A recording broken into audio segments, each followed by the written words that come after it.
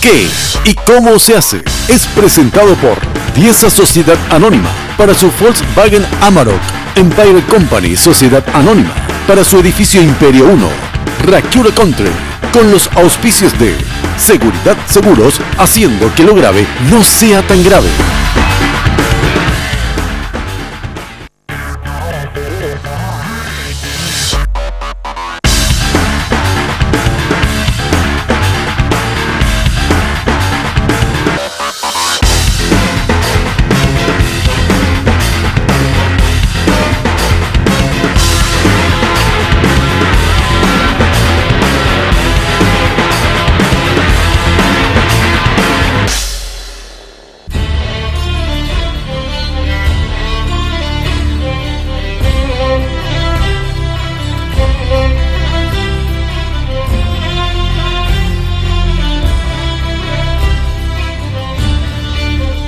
Hola, ¿qué tal, queridos amigos? Qué gran placer estar de vuelta con ustedes con una entrega más de ¿Qué y cómo se hace?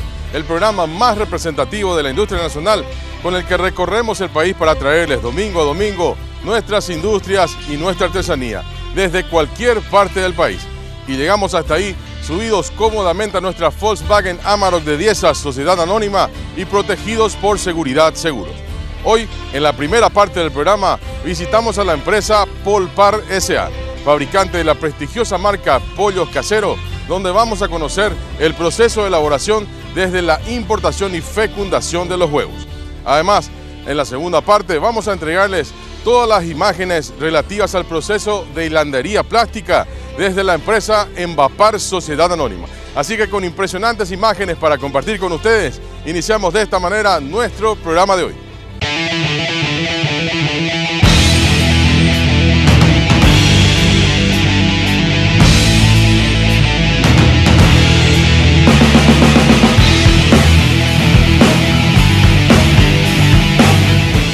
Estamos en compañía de la doctora Arly Robledo. Ella es la gerente de personal de Polpar Sociedad Anónima. ¿Cómo está? Buenos días, ¿cómo te va, Miguel? Un gusto tenerte aquí en nuestra casa, compartir. Contanos, doctora, ¿cuándo empieza Polpar en el mercado nacional? En 1994, con unos personales, poquitos estábamos. En esa época eran poquitos, eran 1000 pollos por día, 40 empleados.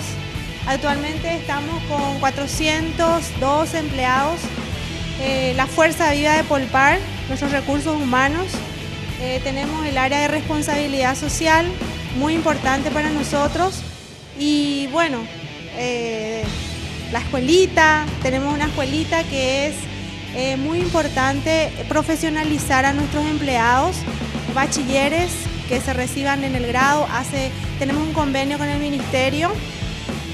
También estamos con el proyecto de presencia de marca, es trabajar dentro del área de Mariano Roque Alonso, con comedores y con lugares de albergue a niños desprotegidos, brindarles el apoyo en forma direccionada. Ese es un proyecto que lo estamos haciendo. También la profesionalización de los talentos humanos, el desarrollo de los talentos humanos de los personales, es enviándole al exterior a hacer cursos, también cursos acá dentro de la capital, y eso es lo que estamos haciendo, desarrollando nuestros recursos humanos para que las familias paraguayas se sientan seguras de que lo que están consumiendo en sus casas sea lo mejor y que esos talentos lo están haciendo aquí.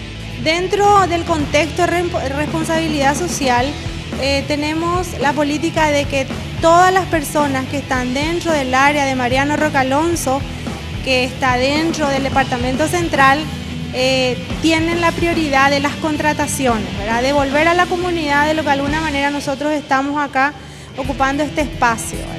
Y estamos, la gran mayoría, el 70% de la fuerza viva de Polpar son de las comunidades de los alrededores.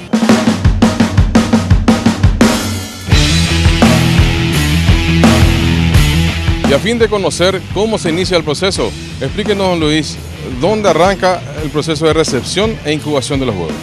Bueno, buenos días, gracias por vuestra presencia. En nuestro caso, el proceso se inicia con la recepción de huevos fértiles en forma semanal desde Brasil. Esos huevos fértiles entran a un proceso de incubación.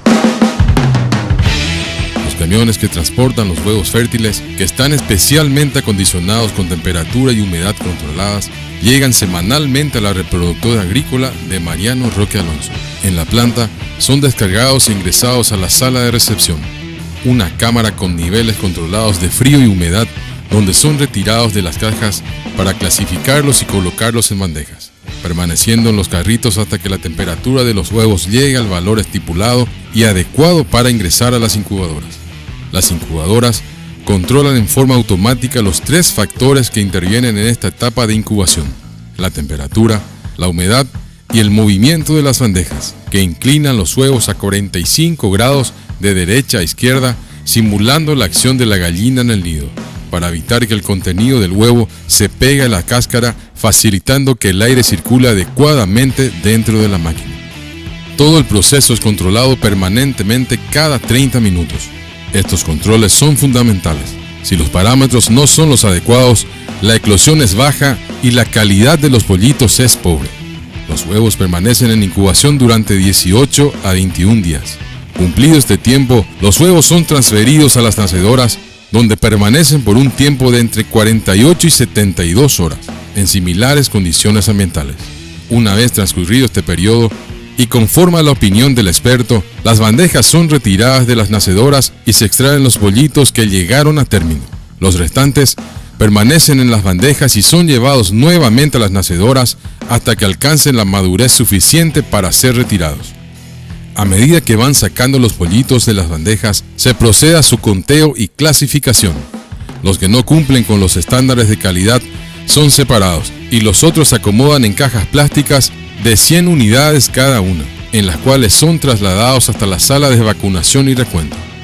Las máquinas inoculadoras poseen sensores especiales que cuentan el número de pollitos vacunados contra la enfermedad de Marek, a los que se le aplica un tinte azul para diferenciarlos, donde simultáneamente reciben los fortificantes indicados.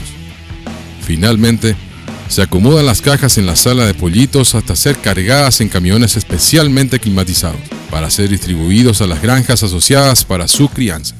Allí se les suministrarán las otras vacunas que necesitan. Entre 40 y 42 días después, el pollo está listo para la faena, y el crecimiento acelerado de los pollos caseros sin la utilización de hormonas se debe a 2 factores. 1, a la combinación de genética avanzada, y 2, a la alimentación balanceada rica en vitaminas y minerales. Considerando que los balanceados son el alimento clave para el desarrollo de los pollos y teniendo en cuenta que nuestro país es un gran productor de maíz y soja, la empresa cuenta con una nueva planta de balanceados totalmente automatizada, con una capacidad de producción de 8 millones de kilos de alimentos en 2 turnos, ubicada estratégicamente en la ciudad de Eusebio Ayala. Finalizado el ciclo de crianza en las granjas asociadas y con la autorización del veterinario, los transportes especiales para pollo vivo transportan a los pollos a la planta para empezar el proceso de faenamiento. Y bueno, ahí empieza el proceso ya de faena que continúa dentro del frigorífico. Bueno, entonces en compañía de don Luis vamos a ir hasta la planta de recepción, hasta la plataforma de recepción de pollos, a ver y conocer el ingreso de los mismos hasta el sector de frigorífico.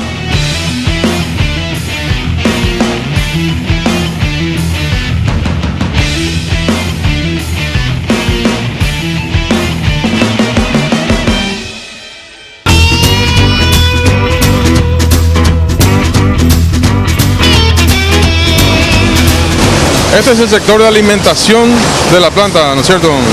Sí, acá en esta plataforma se reciben los pollos vivos en estas jaulas de plástico y se colocan, el personal lo coloca en esa cinta transportadora y se van colgando por las patas para seguir ya después el proceso de faena, que pasando primero por la escaldadora y el desplume y después pasa a la parte limpia del frigorífico. Ese es el proceso en esta parte de la planta. Una vez terminado el escaldado y desplume, se procede al eviscerado y a la aspiración por medio de una pistola automática que limpia el interior del pollo para luego pasar por un lavado de carcasa. Luego pasa a otro sector donde se continúa el proceso de lavado, en un proceso denominado pre-chiller, antes de ingresar al siguiente proceso. Pasa por un pre-chiller con agua natural. Ahí se produce también un proceso de lavado y después pasa al chiller ya con agua fría para bajarle la temperatura al pollo. Recordemos que viene de la zona de escaldado, es con agua caliente. Se baja la temperatura hasta la salida del chiller, que está más o menos en 6-7 grados de temperatura. Para el enfriado del agua se utiliza hielo en escamas, de fabricación propia, con un procedimiento inocuo, el cual se va agregando gradualmente a la máquina. A continuación, pasan a una mesa de donde se los cuelga para que goteen el agua absorbida en el proceso de enfriado. Una vez que hace todo el recorrido del goteo, se pasa a la zona de empaque. Entonces, los pollos enteros, con y sin menudo, ya se empacan, y los pollos que están destinados a corte pasan a la sala de corte para obtener las distintas presas, ya sea pechuga, mulo, ala, puchero, etc. Todo ese conjunto, ya sea los pollos enteros con y sin menudo y los cortes, se colocan en cajas plásticas, tanto caja como bandeja, y se pasa a posteriori a la zona de túnel de congelamiento, y ahí es donde se produce el congelamiento, ya sea tanto los productos frescos como los congelados pasan por el túnel. Uno está menos tiempo y el otro más tiempo, evidentemente, si son frescos o congelados. Ahora, con ese proceso culminaría lo que es la parte del frigorífico y de la elaboración en sí de los pollos, ¿no? Sí, con ese proceso culmina. Algunos productos salen en forma inmediata para los canales de venta, los productos frescos normalmente salen en el día. De allí serán trasladados a los distintos puntos de ventas a través de camiones refrigerados, resguardando la continuidad de la cadena de frío, factor de suma importancia para garantizar la calidad y durabilidad de un producto tan delicado como el pollo, en un país como el nuestro, donde se registran altas temperaturas durante la mayor parte del año.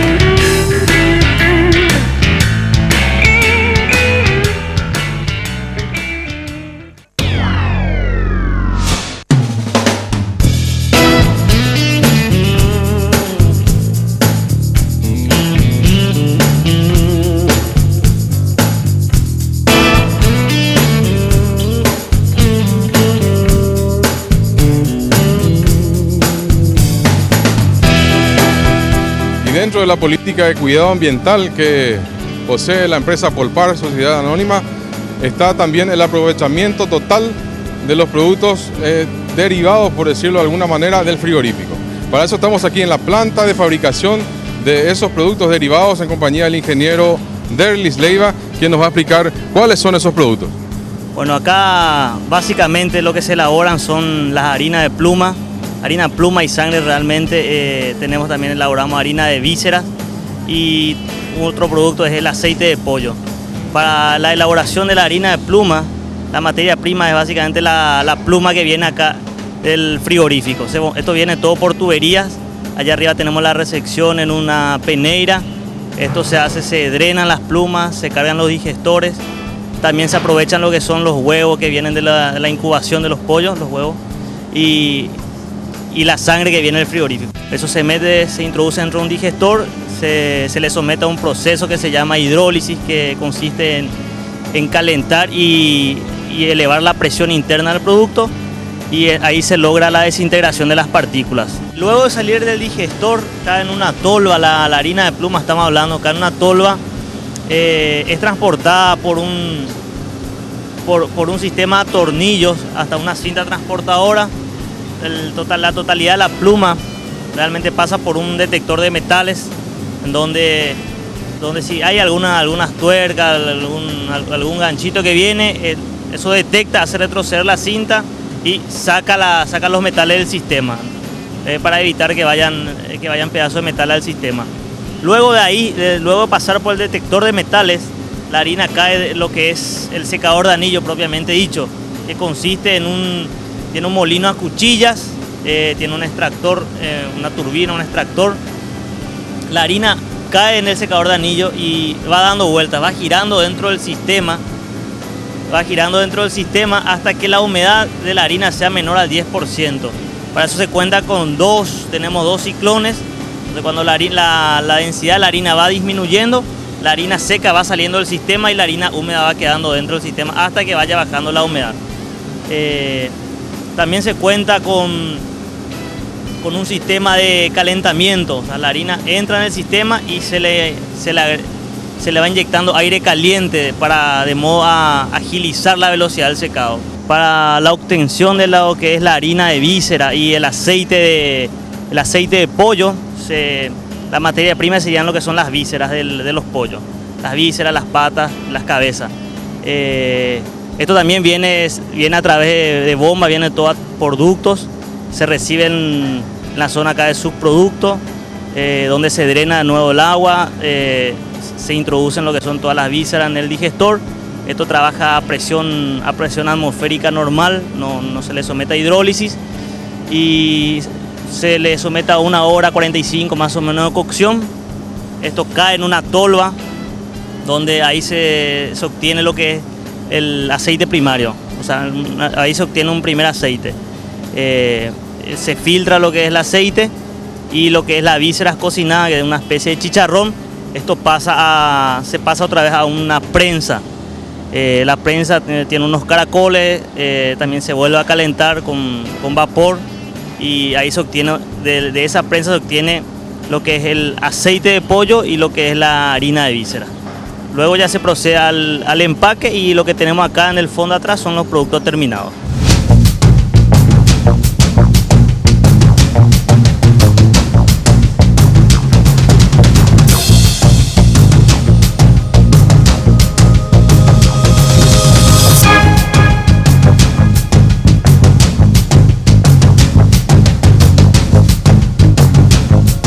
Evidentemente el cuidado ambiental es una cuestión muy delicada que hoy en día se está tratando mucho y se está cuidando mucho. Polpar Sociedad Anónima destina gran parte de su presupuesto en el cuidado del medio ambiente y en el tratamiento de sus efluentes. ¿No es cierto, don Luis? Sí, exactamente. Una de las prioridades de la compañía justamente es el cuidado del medio ambiente. La empresa ha invertido una suma importante en dólares en esta planta que estamos viendo detrás nuestro, de tratamiento de efluentes, donde prácticamente se devuelve a la naturaleza el agua prácticamente en las mismas condiciones, casi potable, al curso de los arroyos. Así que es una prioridad que tiene la compañía y en ese aspecto lo va a seguir haciendo, a pesar de que esto no tiene un retorno económico, evidentemente, una planta de tratamiento no tiene un retorno económico, pero sí tiene un retorno desde el punto de vista ambiental fundamental. También estamos en un proceso de inversiones adicionales, que son equipos para el tratamiento de los gases, de los digestores, que es después del proceso de producción de subproductos, se producen unos gases. Estamos ya contratando un equipo de última generación que se llama aerocondensador, donde se produce el lavado de los gases, la condensación, etcétera, donde prácticamente va a estar solucionado 100% el problema que pueda llegar a haber, ¿no es cierto? Pero que estamos en un camino de inversiones para resguardar justamente todo lo que sea el medio ambiente.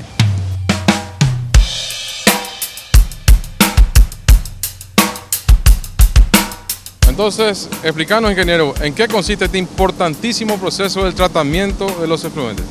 Bueno, básicamente nuestra planta cuenta con lo que sería un ecualizador primario, tenemos un ecualizador secundario, el tratamiento se hace, tenemos un DAF, tenemos una pileta, un reactor aeróbico, un sedimentador y una cámara de cloración.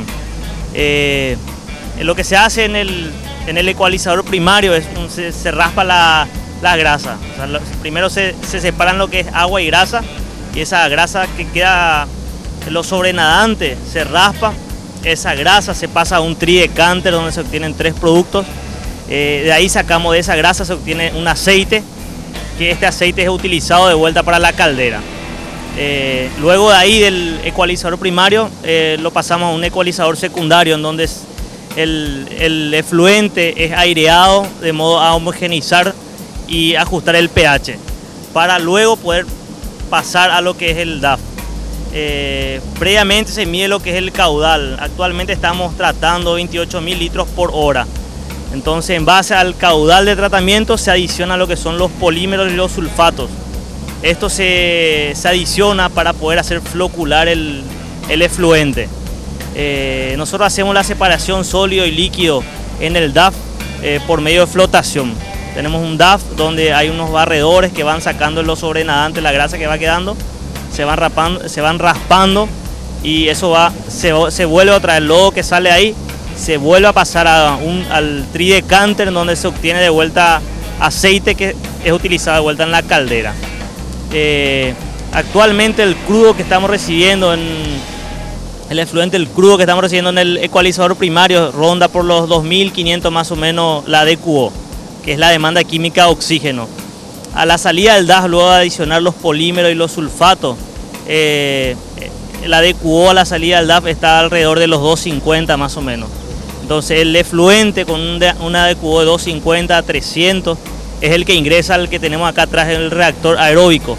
En este reactor hay bacterias aeróbicas. Las bacterias aeróbicas son bacterias que vienen en presencia del oxígeno y del aire. Entonces estas bacterias son las que se encargan de volver a purificar el agua. O sea, esa DQO que entró con 250 a 300, luego de pasar por el reactor, van consumiendo lo que son las materias orgánicas, las bacterias, y pasa al sedimentador. Ahí la DQO, luego el sedimentador, ya está alrededor de los 100 es la DQO más o menos, 100, 110. Casi el 5% nomás ya de lo que tenía inicialmente. Exactamente. Entonces el agua que estamos arrojando al arroyo es un agua limpia, cristalina, con una DQO de alrededor ronda los 100, y luego de eso pasa por una cama de cloración donde se le va adicionando cloro para eliminar todo lo que sean bacterias o cualquier otras cosas que pueda afectar, ¿verdad? Entonces el agua que sale de nuestra planta es un agua limpia, transparente y clorada, y ahí termina el proceso de tratamiento de efluente. Bueno, entonces vamos a mostrarles, vamos a ir hasta el lugar donde ya se extrae y ya se deposita esa agua a la naturaleza, se devuelve esa agua que se utilizó alguna vez de una manera limpia y correcta como debe ser.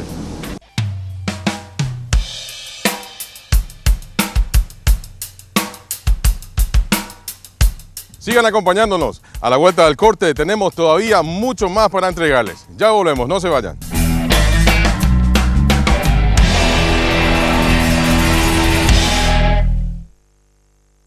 Este bloque es presentado por Moleri Llantas.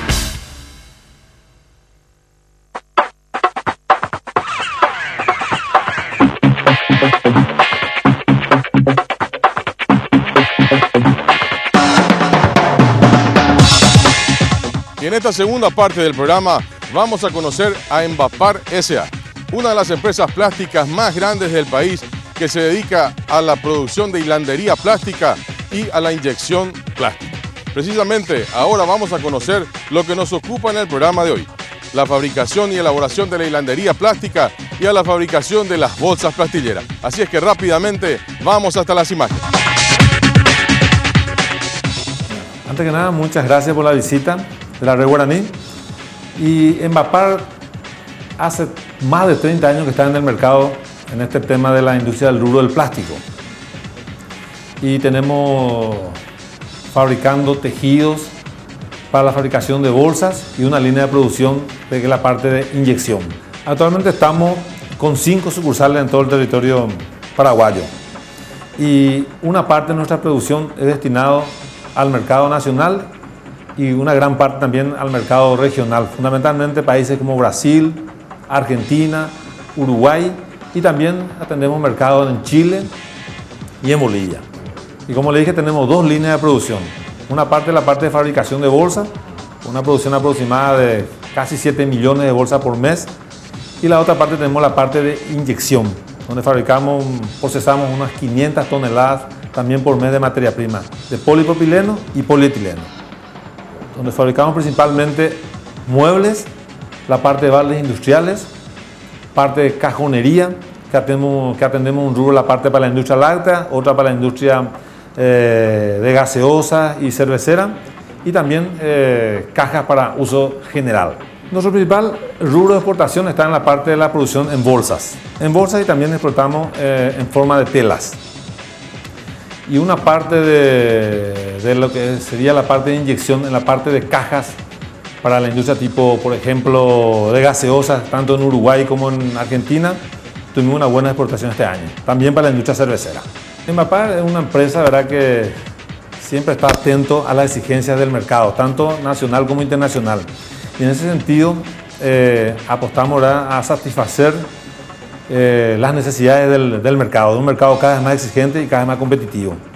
Y uno de los productos que estamos desarrollando es las bolsas Big Bag, que son contenedores flexibles para 1000 a 1500 kilos. Para el desarrollo de este producto, ya que venimos un tiempo desarrollándolo, hemos visitado con nuestros técnicos empresas tanto del Brasil como de la Argentina, de manera a satisfacer el alto padrón de calidad que exige la fabricación de este tipo de bolsas. Y actualmente ya en este mes estamos sacando las primeras muestras y ya estamos en condiciones de, dentro de muy poco tiempo, de iniciar la producción en forma ya normal. Y estamos ya en el sector de talleres en compañía del ingeniero Carlos Miranda, con quien vamos a conocer el inicio o cómo se inicia el proceso de fabricación de las bolsas plastilleras. ¿Qué tal, ingeniero? Comentanos bien. ¿Cómo arranca todo esto? Bueno, para empezar conviene resumir, ¿verdad?, que la confección de bolsas lleva un proceso de 5 pasos principales, ¿verdad?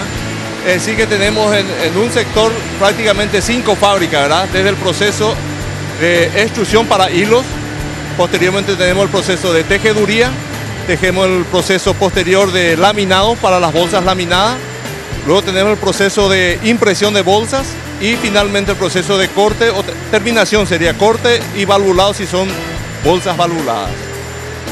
Todo el proceso empieza con lo que es hilos, ¿verdad? El proceso de hilos, que es la parte principal o lo más principal de un proceso de fabricación de bolsas, donde se define todo lo que es la calidad en cuanto a resistencia mecánica, que es lo más importante de las bolsas, ¿verdad? El proceso se inicia básicamente con la carga de las materias primas, ¿verdad? En las tolvas, que la principal es el polipropileno. En este proceso siguiente es la mezcla de esta materia prima básica más lo que serían los aditivos, ¿verdad? En este caso se utilizan colorantes, se utilizan un polietileno de baja para darle mayor flexibilidad y ayudar a un posterior proceso de soldado de las bolsas en el proceso de corte.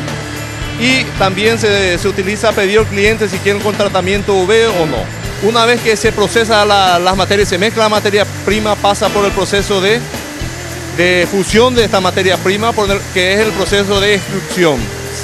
Saliendo en primera parte una tela plana, ¿verdad? Como vemos, pasa por una pileta de agua más o menos a 40 grados centígrados que se mantiene, donde se procesa, ocurre la plastificación de esta materia prima. Es la primera fase del proceso.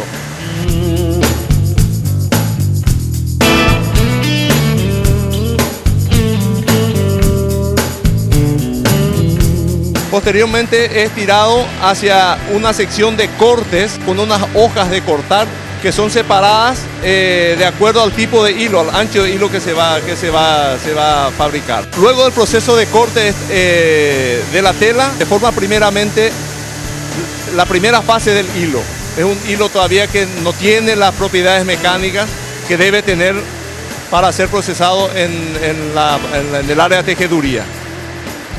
Este hilo previo pasa por un horno aproximadamente entre 150 grados, 145 a 150 grados, de tal forma se vuelve a dar una flexibilización, ¿verdad?, para darle la elongación y dejarlo a los 3 milímetros o 5 milímetros. En este punto también hace que las propiedades del hilo se está preparando para tener la resistencia que se completa en el proceso de templado, que son en los godets que están saliendo ya al final del proceso de extrusión.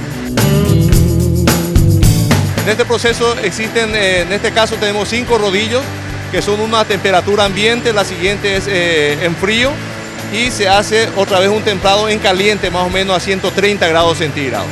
En este punto, al pasar, son intercambiadores de calor, ¿verdad?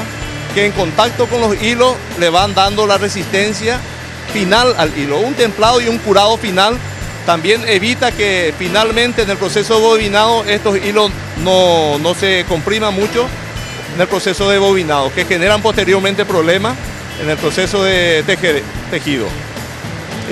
Después de este proceso de templado final, pasa ya al proceso de bobinado. Es decir, que los hilos se bobinan en las bobinaderas que vemos, ¿verdad? En unos conos de metal que son normalmente de aluminio. Normalmente nosotros estamos haciendo bobinas de 10.000 metros aproximadamente, 9.500, dependiendo del micronaje que vamos a utilizar y en qué telar vamos a estar destinando y a qué tipo de producto vamos a producir, ¿verdad?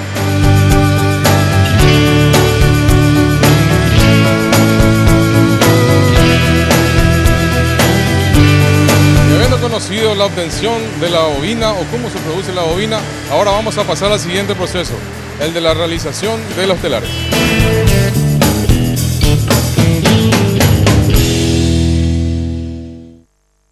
Este bloque fue presentado por Moleri Llantas.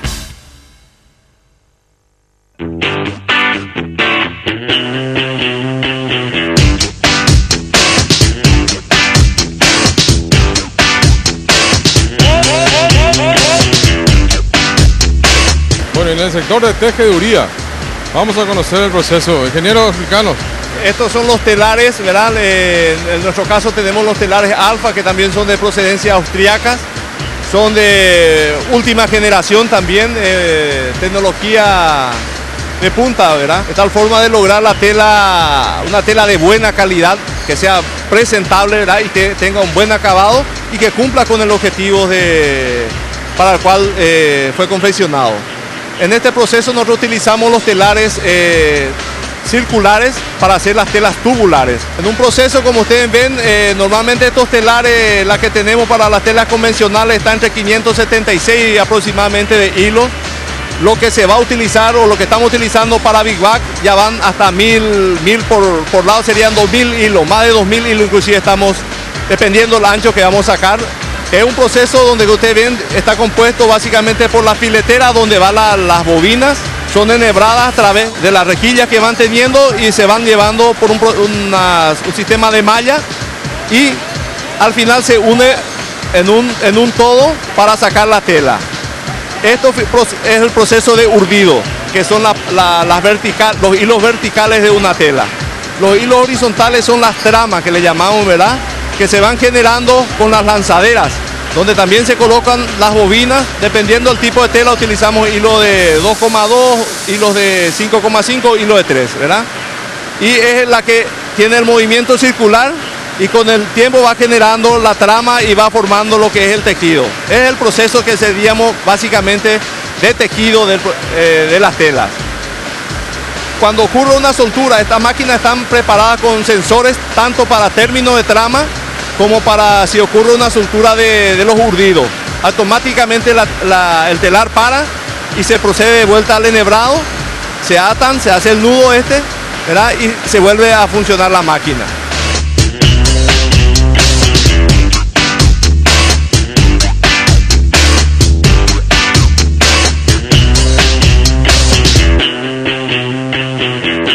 La mayoría nosotros estamos teniendo acá los enrolladores de superficies, ¿verdad? Donde se van enrollando las telas terminadas y posteriormente esto, si es una tela convencional, vaya a un proceso de corte y posteriormente impresión. Las telas que son para laminar, ¿verdad? Que el otro tipo de tela que estamos fabricando pasa al proceso de laminado, que vamos a ver seguidamente, ¿verdad? Posteriormente tenemos las telas requilladas, que son las telas para verduras, frutas, normalmente conocido como cebolleras. Y ahora estamos con las telas pesadas, ¿verdad? Que son las telas más o menos de 160 a 220 gramaje, que son especiales para las telas de Big Bag, que van a soportar más de 1000 kilos. Es decir, que lo mínimo que hacemos es 1000 kilos, ¿verdad? que estamos procesando ya y sacando muestras al mercado que posteriormente van a estar llegando a los potenciales clientes para su comercialización.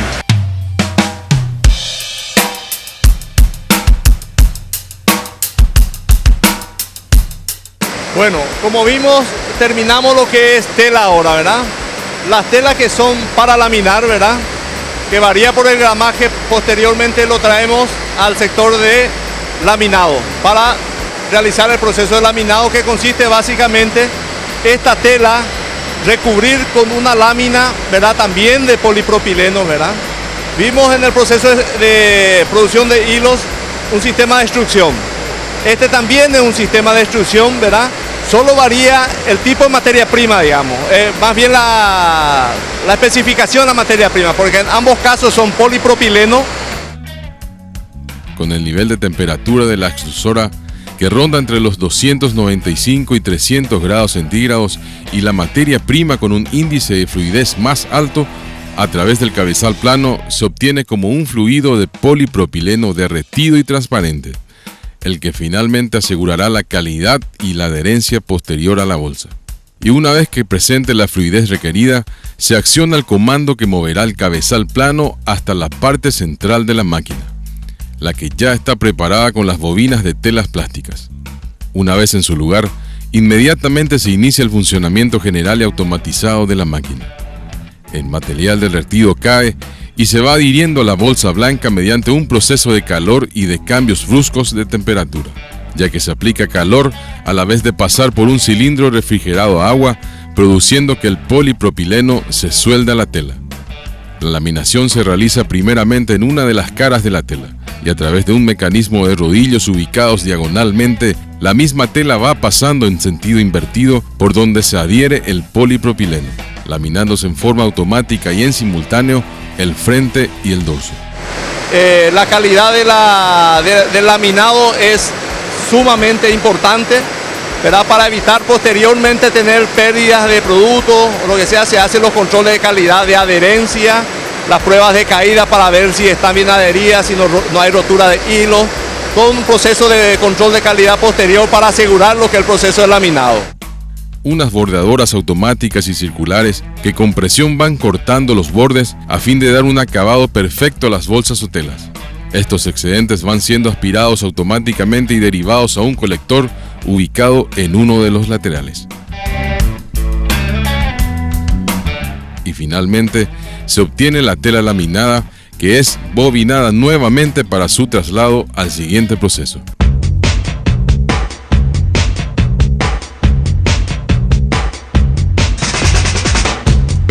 Esta es la cuarta etapa, como estamos viendo, prácticamente es antes de lo que es terminación, ¿verdad? El proceso de impresión. Este es un proceso también sumamente importante porque es lo que finalmente ve la gente, el consumidor final.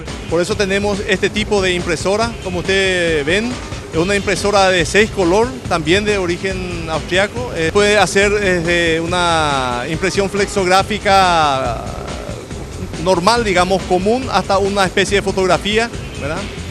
El proceso en sí consiste básicamente en montar los rollos que vienen del proceso de laminado y hacer pasar por cada unidad previamente montadas con los polímeros o los clichés, ¿verdad? Dependiendo del producto que se va a imprimir. Finalmente hacer pasar la tela. Como ustedes vieron, es un proceso donde desde la entrada se controla las telas por medio de cámaras, la centralización por medio de cámaras. Ese es un factor muy importante, que es el tratamiento corona, que nosotros le llamamos. Al caer este choque eléctrico, el arco eléctrico, esto que estamos viendo, lo que pasa es en la superficie de la tela se genera una especie de microperforación. ¿Cuál es el objetivo de esta microperforación? Es lograr un anclaje perfecto, digamos, de la tinta sobre el sustrato. Empieza el proceso de sellado, ¿verdad? De cada una de las estaciones de impresión y un secado, ¿verdad? Inmediato, básicamente con un sistema de calor, de tal forma que la tinta al pasar a la otra estación ya está totalmente seca.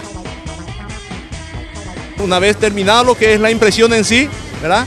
Pasa por un sistema de cámaras. Tiene dos sistemas, tanto para el frente y para el dorso, donde van sacando instantáneas, ¿verdad? Y se va viendo en la pantalla en la cual el operador sí o sí se da cuenta si hay una diferencia o un corrimiento o una falta de registro, de tal forma que en forma automática lo va corrigiendo en el panel. No se necesita ya levantar, hacer otro trabajo en forma manual.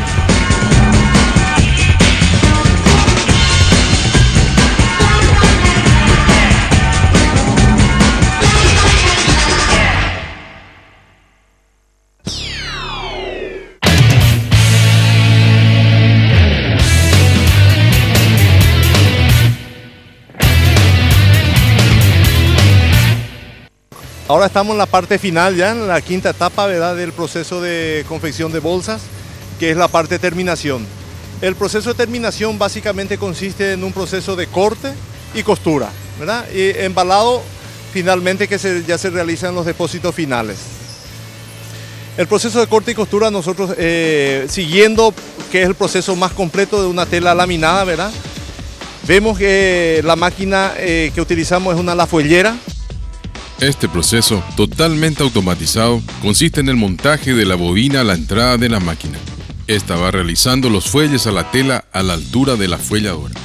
Con esto listo, se alcanza el sector donde a través de una resistencia tipo cuarzo se calienta levemente la tela a fin de facilitar la realización de unas microperforaciones, cuyos diámetros lo determinan el tipo de producto que será cargado o envasado en la bolsa.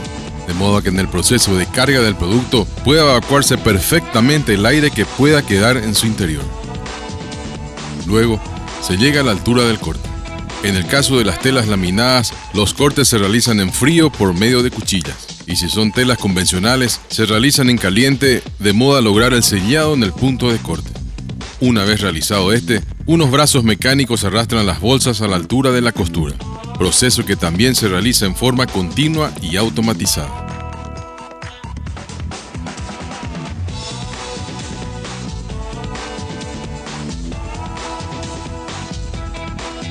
Desde ahí, las bolsas ya listas pasan a un apilador, un proceso que posee un sistema de conteo automatizado que al llegar a la cantidad de 50 bolsas habilita su extracción para la elaboración de los prefardos. Estos son acomodados provisoriamente en un sector para pasar posteriormente al proceso de enfardado, en cantidades de 200, 250, 300 y hasta 500 bolsas conforme al pedido de los clientes. Si las bolsas van a ser de terminación boca abierta, el proceso termina aquí. Si van a ser valvuladas, pasamos al siguiente proceso, que es el del valvulado de las bolsas.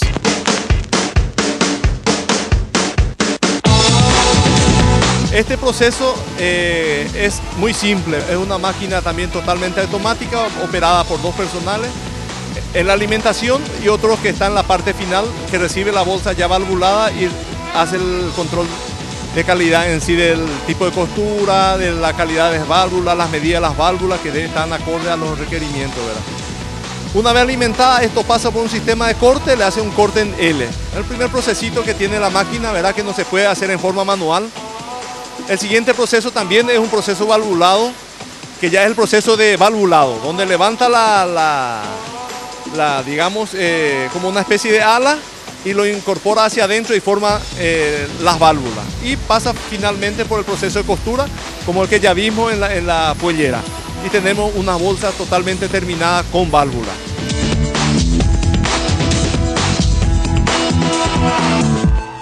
Bueno, ya vimos todo el proceso, ¿verdad? Lo importante es señalar también que todo este proceso tiene un sistema, o está sustentado por un sistema de control de calidad, ¿verdad? Y todo esto está basado por una serie de procedimientos, ¿verdad?, por la cual la empresa Envapar se encuentra hoy, ¿verdad?, ya recertificamos actualmente con lo que es ISO 9001-2008. Con esa certificación estamos garantizando también que nuestro proceso mantiene un nivel de calidad en la cual nosotros estamos apostando y dando fuerza.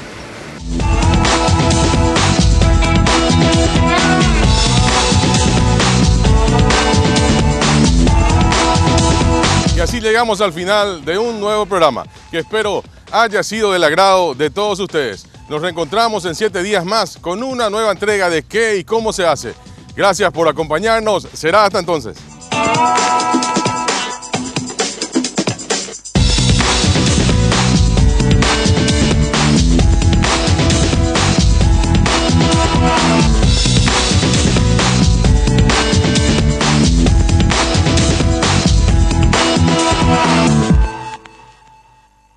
¿Qué y cómo se hace?